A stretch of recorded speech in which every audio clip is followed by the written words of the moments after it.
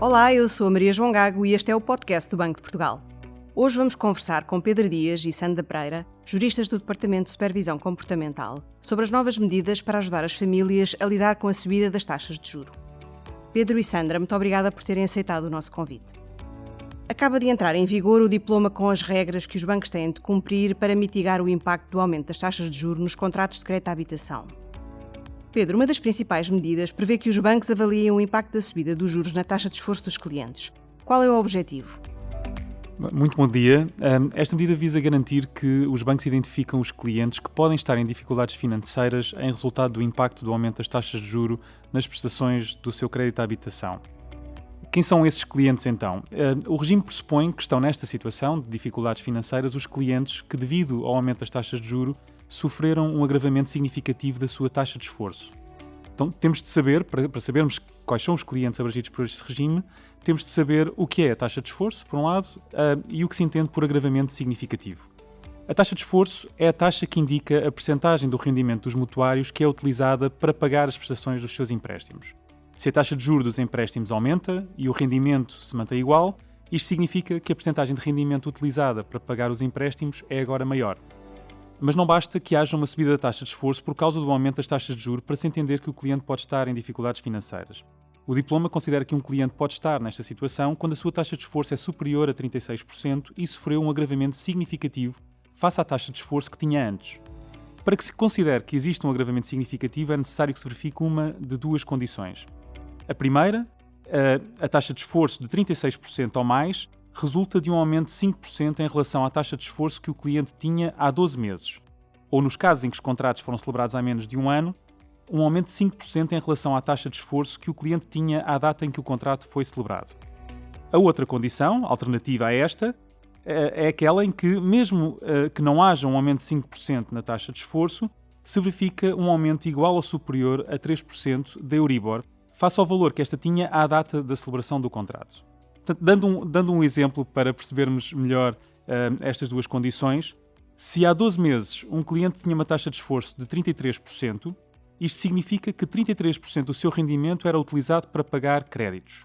Se no último ano a sua taxa de esforço aumentou 5%, isto significa que esse cliente está abrangido pelas novas medidas, porque tem agora uma taxa de esforço de 38%, ou seja, superior aos 36% previstos na lei, e esse valor resulta de um aumento da taxa de esforço de 5 pontos percentuais. Outro exemplo, desta vez relacionado com a segunda condição de que falámos antes, isto é, com o aumento de pelo menos 3% da Euribor. Se face à data da celebração do contrato, a Euribor aumentou 3% ou mais, isso teve impacto, naturalmente, no montante das prestações que o cliente tem de pagar, agravando a sua taxa de esforço. Caso essa taxa de esforço seja igual ou superior a 36%, então considera-se que esse aumento poderá ter colocado o cliente em dificuldades financeiras. Para além destas situações, as medidas também se aplicam aos clientes que passaram a ter uma taxa de esforço de pelo menos 50%, independentemente da taxa de esforço anterior. É aquilo a que o regime chama de taxa de esforço significativa. O objetivo é, portanto, o de antecipar o risco de incumprimento dos contratos de crédito à habitação, evitando que os clientes deixem de pagar as suas prestações. Os bancos devem fazer esta avaliação nos 45 dias após a entrada em vigor destas medidas, ou seja, até ao dia 9 de janeiro de 2023, e posteriormente devem fazê-lo pelo menos 60 dias antes da revisão da taxa de juros contratualizada, ou seja, antes da data da revisão da Euribor. Dando um exemplo, um cliente que tenha um contrato de crédito à habitação indexado à Euribor a 12 meses e cuja revisão seja feita em junho de 2023. Isto significa que, para além desta avaliação que os bancos têm de fazer até 9 de janeiro de 2023, neste caso concreto, o banco terá de reavaliar a taxa de esforço do cliente até abril de 2023, ou seja, 60 dias antes da data da refixação da taxa de juros. Também é importante referir que estas medidas estarão em vigor até 31 de dezembro de 2023. Portanto, os clientes só poderão beneficiar destas medidas até esta data, até 31 de dezembro de 2023.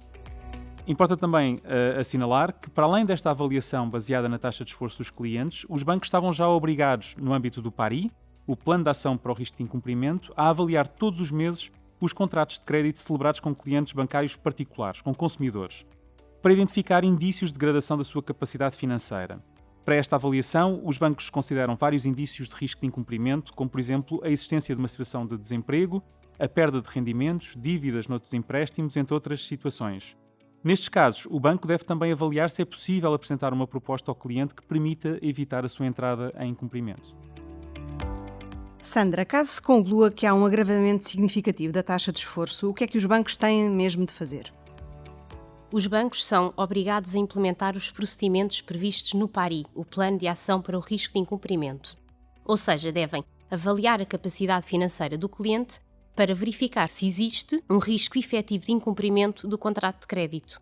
Os bancos podem pedir informações e documentos ao cliente para avaliar a capacidade financeira e o cliente deve fornecer esses elementos no prazo de 10 dias.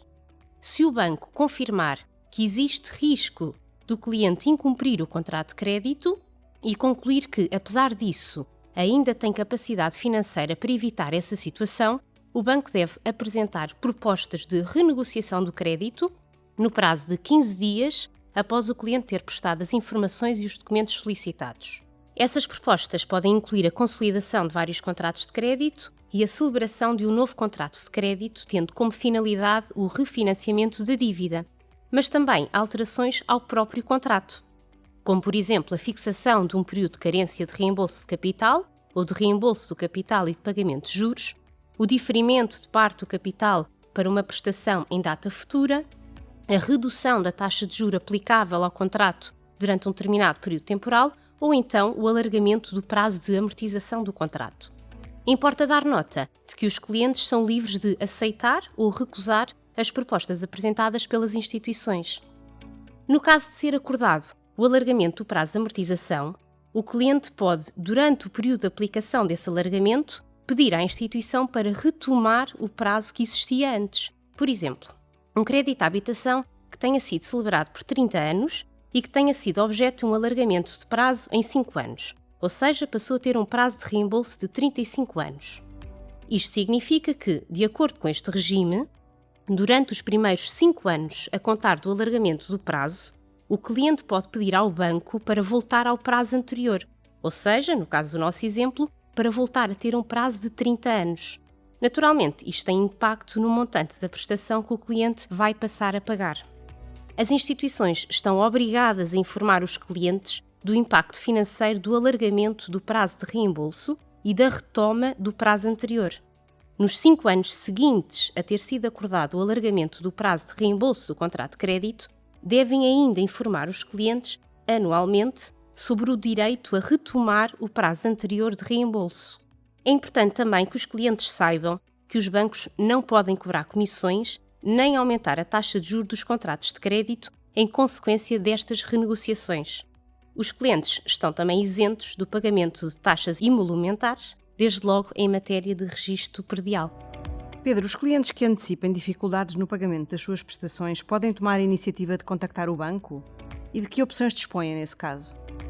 Bem, os clientes devem, para além de todas as obrigações que impendem sobre as instituições, os clientes têm também um dever de comunicar aos bancos se anteciparem dificuldades no pagamento das prestações dos seus contratos de crédito. Portanto, devem tomar essa iniciativa de forma proativa. Podem fazê-lo presencialmente, junto dos balcões, ou através de qualquer meio de comunicação à distância, como contactos de e-mail ou telefónico dos bancos. Os bancos estão obrigados a disponibilizar esta informação numa área específica e autónoma dos seus sítios da internet. Estão também obrigados a prestar essa informação no home banking e nas aplicações móveis. Portanto, os clientes podem consultar estes canais para se informarem sobre os contactos que devem utilizar para informar as instituições das dificuldades no pagamento dos seus empréstimos e para obter informação sobre os seus direitos e obrigações no âmbito da prevenção e gestão de situações de incumprimento. Os clientes bancários com créditos em risco de incumprimento ou que já estejam em atraso no pagamento das suas prestações podem também obter informação, aconselhamento e acompanhamento junto da Rede de Apoio ao Cliente Bancário, conhecida por RACE. Esta rede é constituída por centros de informação e arbitragem de conflitos de consumo e também por outras entidades reconhecidas pela Direção-Geral do Consumidor após parecer do Banco de Portugal. As entidades da RACE prestam este apoio a título gratuito, é importante salientar este aspecto. A lista das entidades que integram a RACE pode ser consultada no portal do cliente bancário e também no portal do consumidor da Direção-Geral do Consumidor. Também está prevista a isenção da comissão de reembolso antecipado, parcial ou total do crédito. Que efeito é que esta medida pode ter, Sandra? Bom, com esta medida, que está em vigor desde o dia 26 de novembro, pretende-se que os clientes tenham maior facilidade em liquidar totalmente o empréstimo ou em fazer reembolsos parciais, recorrendo, por exemplo, a poupanças. O reembolso parcial do crédito determina uma redução na prestação mensal do empréstimo, uma vez que o capital em dívida diminui. O reembolso total do crédito pode ocorrer quando o cliente negocia condições financeiras mais vantajosas junto de outro banco, transferindo para aí o empréstimo. A isenção da comissão de reembolso antecipado aplica-se aos contratos de crédito à habitação para aquisição ou construção de habitação própria permanente com taxa de juro variável, independentemente do valor em dívida, e estará em vigor, é importante notar, até 31 de dezembro de 2023. Não podendo os bancos cobrar este tipo de comissões, naturalmente também não será devido o pagamento de impostos que habitualmente incidem sobre estas comissões. Também gostaria de chamar a atenção para o cliente que queira resgatar antecipadamente planos de poupança-reforma, poupança-educação ou poupança-reforma-educação. Neste caso, poderá fazê-lo sem penalização até 31 de dezembro de 2023, com o limite mensal do valor do indexante de apoios sociais, que neste momento corresponde a 443,20 €. Os fundos resgatados ao abrigo deste regime transitório podem ser utilizados para qualquer finalidade, incluindo o pagamento de prestações de contratos de crédito ou reembolsos antecipados desses créditos. E qual será o papel do Banco de Portugal na aplicação destas medidas, Pedro? O Banco de Portugal vai acompanhar e fiscalizar a conduta dos bancos no cumprimento destas medidas e, se necessário, sempre que identificar incumprimentos a essas regras, irá sancionar as instituições pelas práticas que não sejam conformes com este regime.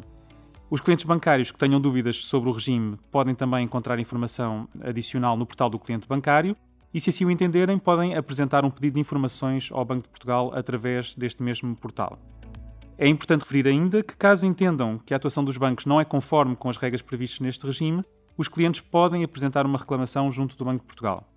Podem utilizar o livro de reclamações, que é disponibilizado em formato físico nos balcões das instituições, ou então também em formato eletrónico em livrodereclamações.pt. Para além disso, os clientes podem também utilizar o formulário disponível no próprio portal do cliente bancário. Pedro e Sandra, muito obrigada pela vossa participação neste episódio do BDP Podcast. Quanto a si, ouvinte, pode saber mais sobre como deve ser a relação entre os bancos e os seus clientes no portal do cliente bancário e em bportugal.pt. Siga-nos ainda no Twitter, LinkedIn e Instagram.